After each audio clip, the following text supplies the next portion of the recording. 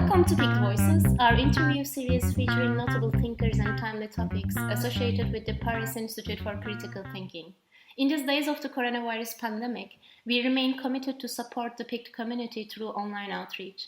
And while we reject online teaching, since we believe critical and creative thinking best happens face-to-face, we hope our podcasts, social media campaigns, and other online offerings will help bridge the gap until we can welcome you in person at one of our courses once again.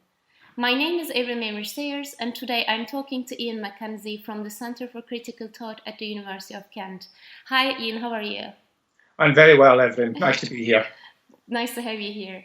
Iain, you are interested in the concept of critic, and you describe your research as a pursuit of pure critic, defined as an idea of critic that does not dissolve into the to and fro of opinion.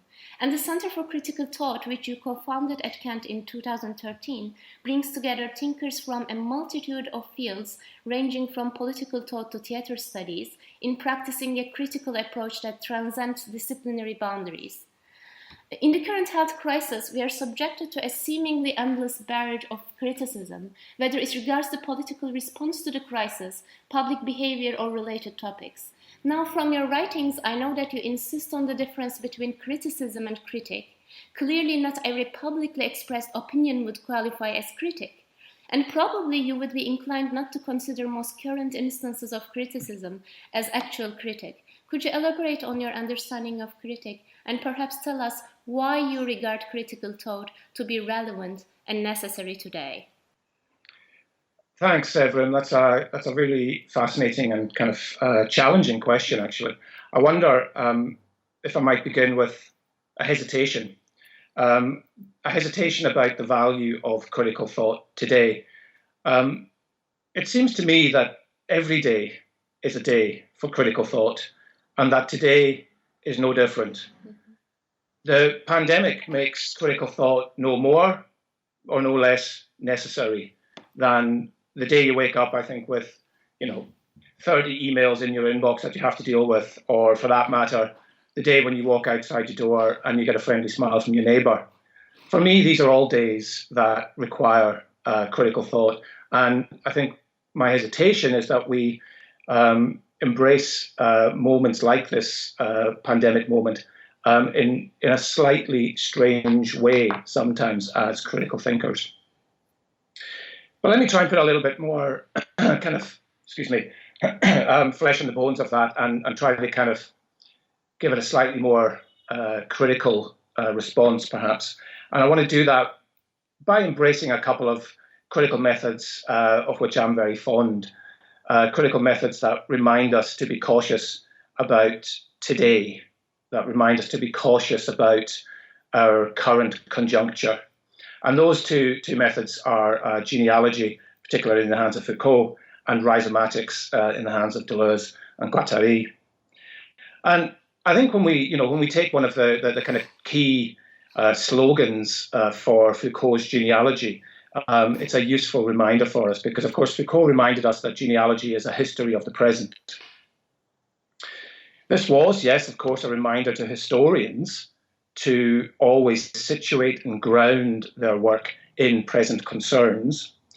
But, and I think we sometimes forget this as Foucauldians, as members of the kind of critical thought community, it was also a warning to guard us against what Foucault called presentism. This idea that we should simply focus on the present in order to sharpen our critical tools. And genealogy, I think, is a really interesting way of thinking about how the present has to be questioned, contextualized, problematized through this history of the present. And it allows us to kind of think about the different kinds of focus that we can bring once we've given up a search for historical origins and once we've given up a kind of fetishization of the present. It allows us to focus on the way things are by thinking about how they've come to be the way things are. And that, in Foucault's hands, of course, allows us to think through the complexities of the event.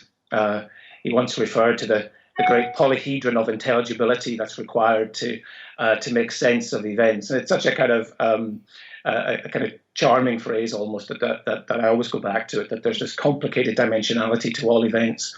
And of course, that means that there's a complicated dimensionality to the relationship between the past and the present. And so that's my first more kind of cautious response to some of the kind of critical fetishization of today that we get. But I want to mention the other one as well, which is Deleuze and Guattari's rhizomatics. I'll do this quite briefly. I mean, one could say a lot about this, of course, as one could with genealogy. But for me, rhizomatics as a method that involves the making of multiplicities is a reminder that we have to do away with some of the kind of founding categories, not just origins and the present, but also the one and the many and the macro and the micro. And, you know, I've read some fascinating work over the last few weeks that's kind of employed a lot of these kind of founding categories, but I'm not convinced that the virus really tells us anything about, say, global capitalism, or that global capitalism tells us anything about the virus, at least not the truth about the virus or the truth about global capitalism. I think it's much more interesting. There's something happening in between, and that's really the motif that binds kind of rhizomatics and genealogy in the hands of those thinkers. But I'm kind of slightly digressing, to be honest, Evrim, because I think, you know, there's these are just ways of expressing a certain kind of hesitation, and I should probably kind of embrace the challenge of the question a little bit more fully. You're dead right. I mean, I do understand there to be a difference between criticism and critique. Mm-hmm. Criticism for me is it's necessary. It's part of life. It's an interesting and fascinating thing that we do, but it's always done within established frames of reference. I mean, for example, established ideological positions, or maybe shared conceptions of what an ideology is, or maybe a shared understanding of the subject that diagnoses these ideologies and so on. Critique, in contrast, for me is always a creative activity. And, you know, there'll be some Kantians who will be surprised by that, but by no means all, because, you know, we know the basic structure of Kant's idea of critique. You know, he was motivated by the indifferentists, or the indifferentism that was emerging as a result of the stalemate between the rationalists and the empiricists. This idea that, well, you know, you'll never get to the real bottom of it all. So, well, you philosophers have your fun and games, and, you know, the rest of us can just be indifferent to what you're up to. That kind of sense of the indifference of it really forced Kant into wanting to make a difference. And, you know, for me, that's the kind of motivating idea of critique, is that sense that we want to make a difference in the face of indifference. And indifference results, importantly, from endless criticism. So critique is always a critique of criticism. Mm-hmm. And it will be so, serve as such, when it's creative. Only when it becomes creative can it overcome, for me, the dead ends that one gets from endless swapping of critical positions within established frames of reference. I'm probably going on already, a bit too long already, Evrim, to be honest, but I mean, I think if I can kind of maybe turn my initial hesitation into something a little bit more kind of productive, I think, you know, one of the key elements when we think about critique is that it needs to be a form of creativity all the way down. But creativity all the way down, as you'll understand, requires us precisely to work in the middle. And that's where I connect that sense of critique to the work of, say, Foucault and Deleuze and Guattari. And, you know, it gives us a chance today, if you will, but really today, like every other day, it gives us a chance to think about how we make something happen in the middle of it all. And that, to me, seems to be the key thing. Thanks, Evrim. Oh, thank you for that. And any possibility of critique depends on the recognition of crisis. But in the current crisis, we also have seen the opposite of critique, namely the ceaseless production of political, scientific, and other discourses intended to instill a sense of predictability, control, and business as usual. Critique expresses the possibility that everything could have been different. Are we then living through a crisis without critique, or are we somehow avoiding the actual crisis of our times by avoiding genuine critique? Well, that's another cracking question, Evrim. I have a sneaking feeling that you've probably got a lot more to say about this than I do, because I think actually it taps into a really fascinating kind of lineage of kind of critical thought when we think about the connections between these terms, crisis and critique. Mm-hmm. And I wonder, it might be that my kind of understanding of critique kind of, even in some sense, kind of hamstrings those kind of deeper understandings. But nonetheless, I mean, let me have a go as to what I think is maybe kind of going on with those kind of fascinating issues. I mean, I think for me, it's fundamentally a question about the status of the subject, and your thought kind of already acknowledges that there's a kind of strong connection between critique and crisis, and classically speaking, that's through notions of judgment and decision. One might even say it's through notions of turning point. That's a kind of interesting one, particularly if we kind of connect that back through to some of the ways that Foucault and Deleuze and Guattari think about this kind of making of the multiple and the kind of intellectualization. They often talk about turning points. We might even, of course, relate that then to mathematical notions like critical points and so on and so forth. So there's clearly something going on here around the kind of etymology of crisis and critique that allows us to bring questions of judgment, decision, turning points, and so on to the fore. And we typically understand the subject here as a kind of operator, as the mediator, perhaps, of these judgments and decisions.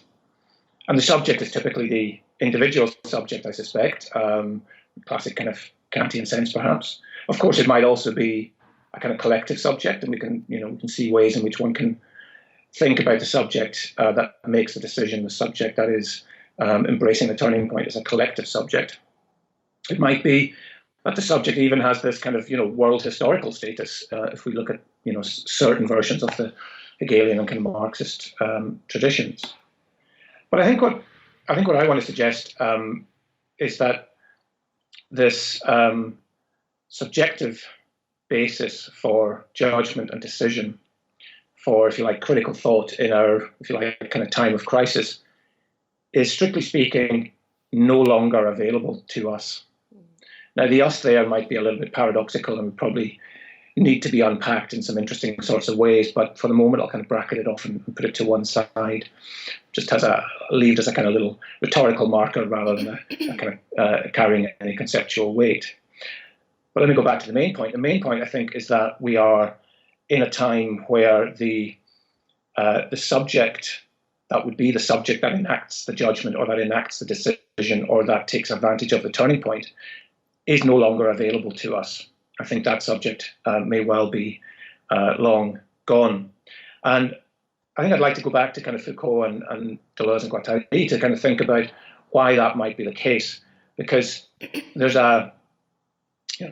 forgive me for putting it so kind of colloquially, but there's a kind of, a story one can tell through Foucault and Deleuze particularly that takes us from sovereign societies to disciplined societies to control societies. But I think it's kind of crucial in understanding why it may well be that the subject is no longer available to us as the mediator of crisis and critique.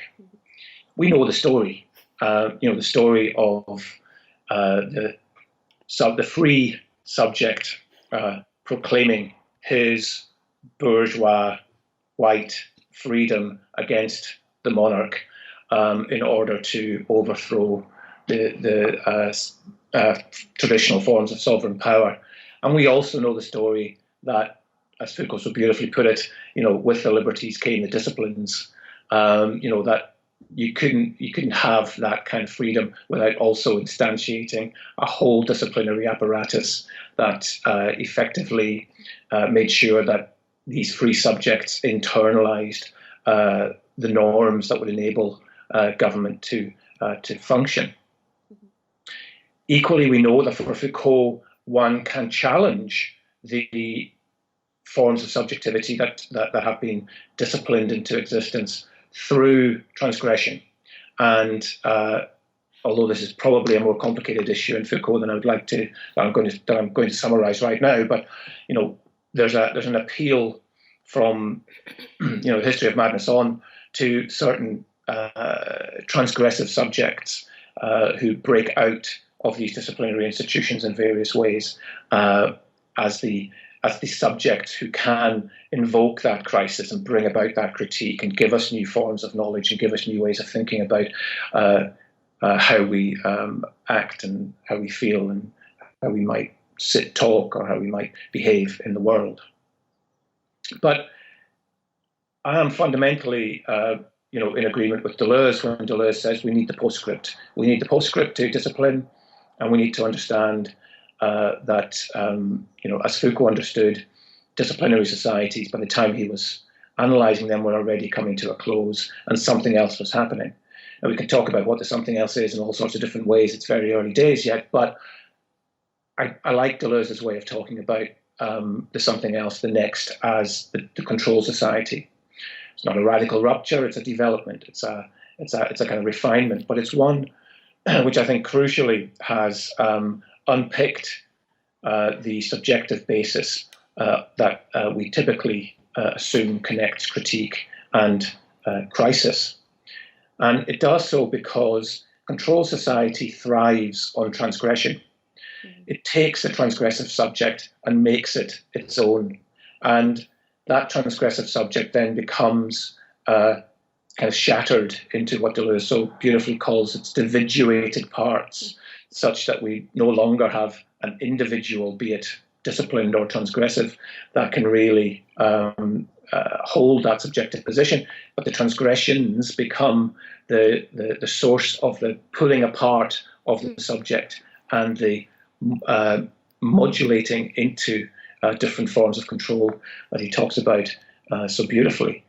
And it sounds quite abstract, but I think we just kind of know this. I think we know that we are just simply kind of beings held in tension rather than in unity, almost a little bit like the elements of a Kandinsky or all the different stuff that's thrown around Tracy Emin's bed that makes a unity, but none of it is really held together in any kind of individual sort of way.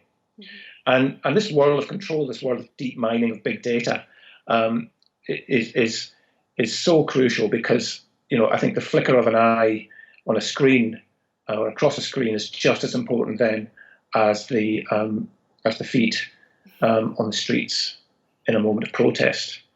And it changes, therefore, what we have as a possible basis to mediate crisis and critique, because we don't have, in my view, we don't have a subject, at least not yet, that we can kind of turn to.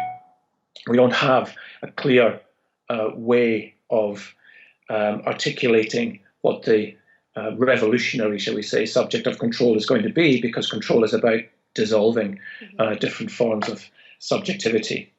And we know this because, we're more interested, and, here at the risk of kind of contradicting myself, these days we are more interested in a curve rather than a person, in a projection rather than a summation, and so on and so forth. These are figures of control rather than discipline and or sovereign power.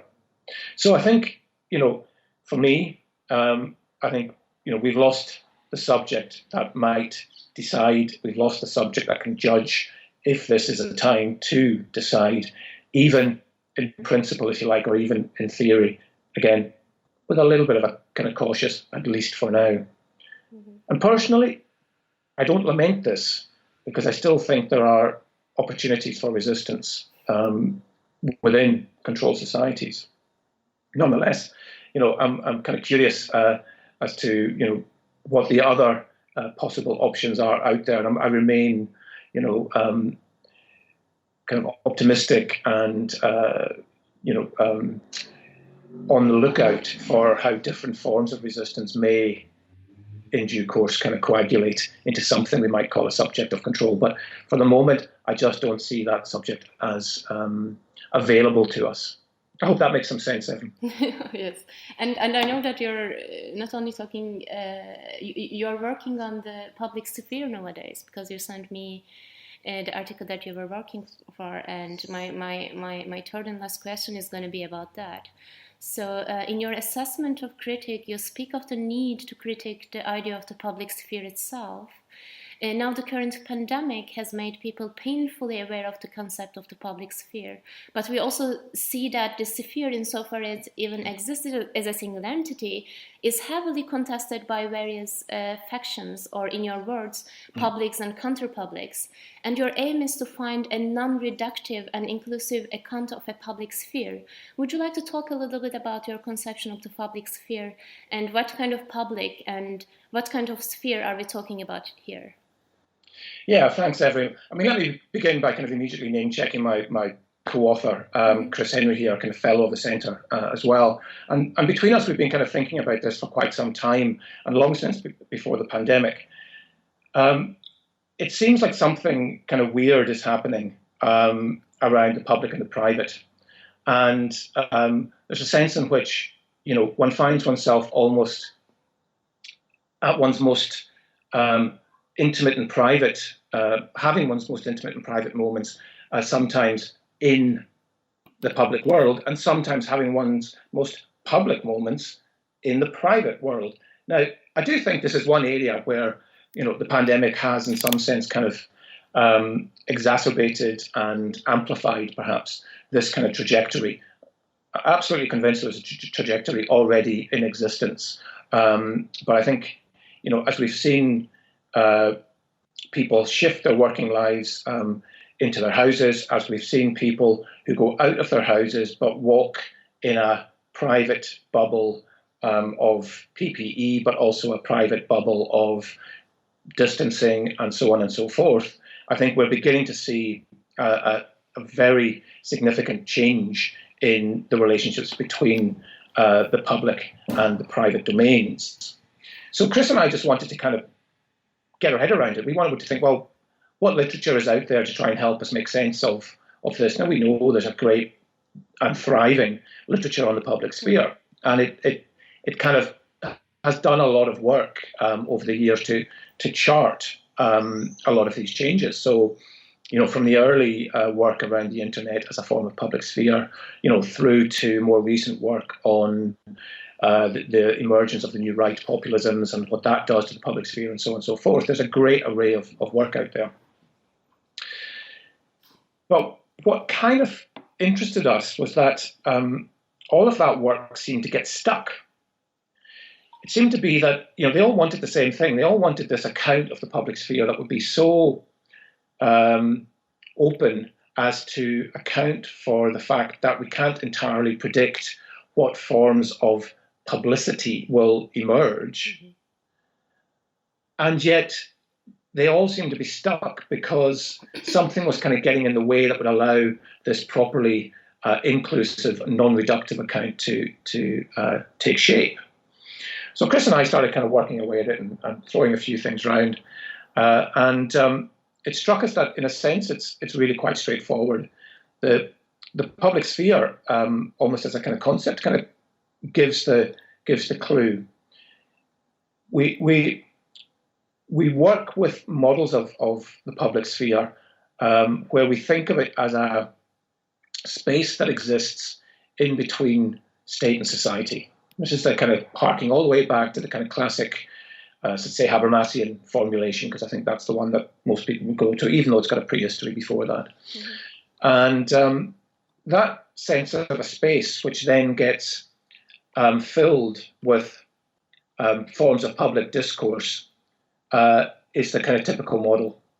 And what we saw was that there's been a drive to pluralize the forms of public and the forms of public discourse, hence, as you completely rightly mentioned, Evrim, the notion of counterpublics, and that kind of emerging from Rita Felsky, Nancy Fraser, Warner, Nasser, and so on, that there's an attempt to pluralize the nature of the publics and the public discourse that enters this space, but there's been no account of the fact that the model still remains the same. Something fills the space that makes the public sphere. And when you think about that, that's an utterly classic notion, because that's, in the jargon, sorry for throwing this word around, I mean, it's only recently I've actually come to really understand it, to be honest. It's a form of hylomorphism. It's a kind of, it's a mold that gives, that forms the matter into the shape. And it's a kind of classically Aristotelian account of why we have the things we have. Or in particular, how we can talk about something being the same, even though it changes very dramatically. The young Socrates, the old Socrates, all the atoms can change, but the form remains, and therefore allows us to talk about the continuity despite the change. So it struck us that the public sphere models were basically kind of unable to meet their own desire because of this model. They all wanted to be non-reductive. They all wanted to be as inclusive as possible. And yet they were really struggling because this model meant that they couldn't think outside of the idea of the space moulding the discourses. Now, what's interesting is then to try and conceive of how it might be different. And, hats off to Chris here, because he kind of took us to one of the great kind of philosophical critiques of hylomorphism, which is in the work of Gilbert Simondon. And Simondon effectively kind of describes this whole project as an attempt to think through the nature of the individuals that we have without having to rely upon hylomorphic models, that kind of mold and matter model. And of course, this then famously kind of gives us a really interesting alternative picture of how the individuals can be said to emerge from what he calls these kind of metastable conditions, and how that then mutually kind of changes not just the nature of the individual that's emerged, but the nature of the metastable conditions themselves. Mm-hmm. Okay, all very tricky stuff, but what it does in a sense is just open up a different way of thinking about how publics and counter-publics and any kind of intervention in the public sphere can emerge that's not going to be conditioned by the need for it to be molded mm-hmm. by this notion of the public sphere itself. And what kind of fascinates me about that is that, and this is of course not coincidental, because Simondon and Foucault were effectively PhD students together, is that Simondon is giving us a way of thinking about what it is to be, quote, an individual, but an individual here again in lots of different senses, whether it's physical or vital or psychosocial, an individual always from the middle. It's a way of accounting for individuation from the middle, just as Foucault gave us a genealogy and a genealogical way of thinking in the middle, and Deleuze and Guattari, through the rhizomatics, have given us a way of thinking about the relationship between the one and the many, and the macro and the micro, and many other things from the middle. And I think, in that sense, the kind of Simondon still connects for me to those ways of thinking about kind of critical methods. All of which, just to kind of round off, brings me back to kind of where I started. I mean, if we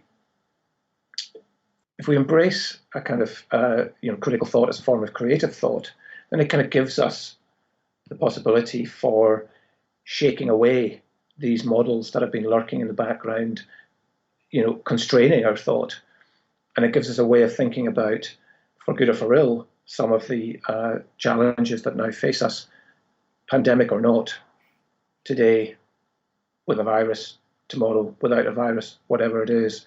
We are always in need of critical thought, and that will be, a great moment of creativity that we can kind of embrace. Iain, thank you so much for sharing your time and thoughts with us. I think we can agree that, as you said, every day can be the best day to cultivate an awareness of critique and understanding of how to practice critical thought, a habit of identifying thought that is not critical, and the reflective approach to the public sphere, its potential and its challenges.